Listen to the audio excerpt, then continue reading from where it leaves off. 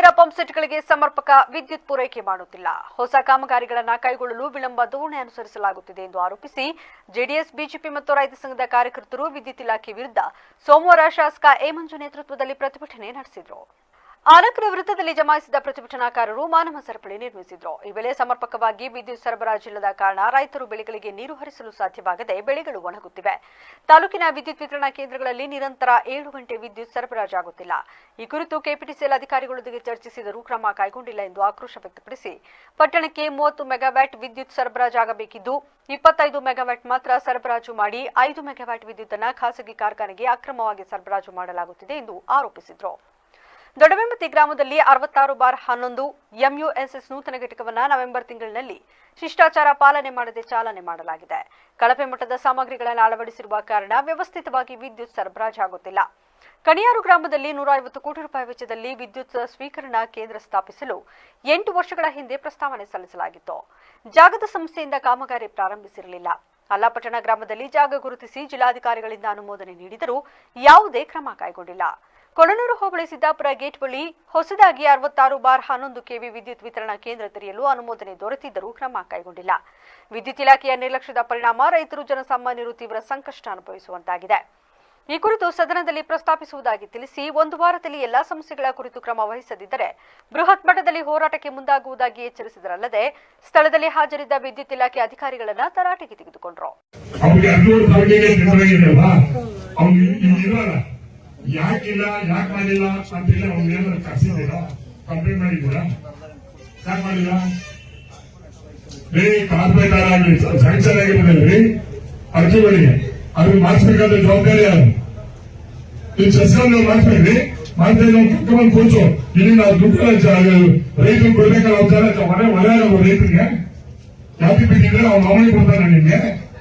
ಆಮೇಲೆ ಕೆಲಸ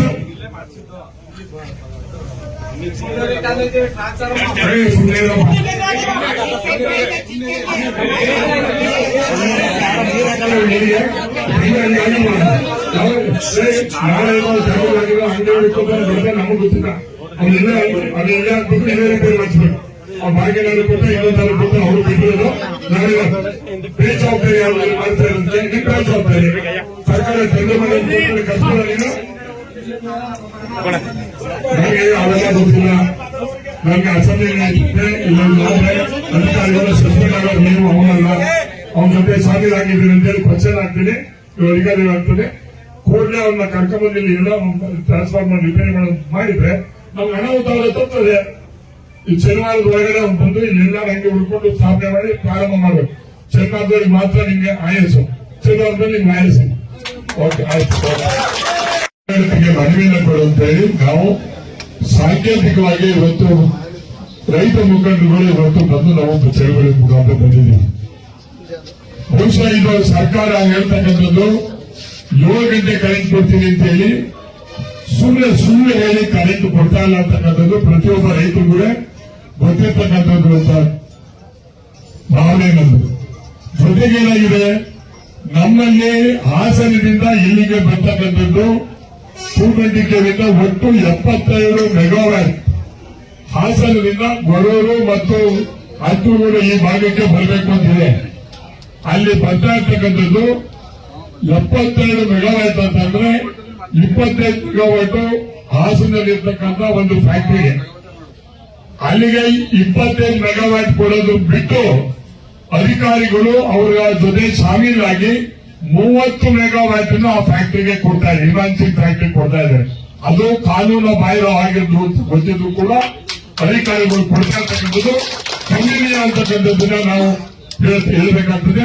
ಇವತ್ತು ಎಲ್ಲಿಂದ ಎಕ್ಸ್ಟ್ರಾ 5 ಮೆಗಾವ್ಯಾಟ್ ಕರೆಂಟ್ ಅವ್ರಿಗೆ ಕೊಡ್ತಾ ಬಂದಿದ್ದಾರೆ, ಅಲ್ಲಿಂದ ಇಲ್ಲಿವರೆಗೆ ಅಧಿಕಾರಿಗಳು ಯಾರಿದ್ದು ಅವರನ್ನ ಕೂಡಲೇ ಸರ್ಕಾರ ಅವ್ರನ್ನ ವಜಾ ಮಾಡಬೇಕು ಅಂತಕ್ಕಂಥದ್ದನ್ನ ನಾವು ಒತ್ತಾಯ ಆಗಬೇಕು. ಪ್ರತಿಭಟನೆಯಲ್ಲಿ ತಾಲೂಕು ರೈತ ಸಂಘದ ಅಧ್ಯಕ್ಷ ಸಿಬಳ್ಳಿ ಯೋಗಣ್ಣ, ಮುಖಂಡರಾದ ಗಾಂಧಿನಗರ ದಿವಾಕರ್, ಚೌಡೇಗೌಡ, ನರಸೇಗೌಡ, ಮಂಜು ಶೆಟ್ಟಿಗೌಡ, ಮುಖಂಡರಾದ ವಿಎ ನಂಜುಂಡಸ್ವಾಮಿ, ಎಂಎಸ್ ಯೋಗೇಶ್, ಚಂದ್ರಶೇಖರ್, ಶ್ರೀನಿವಾಸ ಮೂರ್ತಿ, ರವಿಕುಮಾರ್, ರಘು, ಮಂಜುನಾಥ್ ಇತರರು ಭಾಗವಹಿಸಿದರು.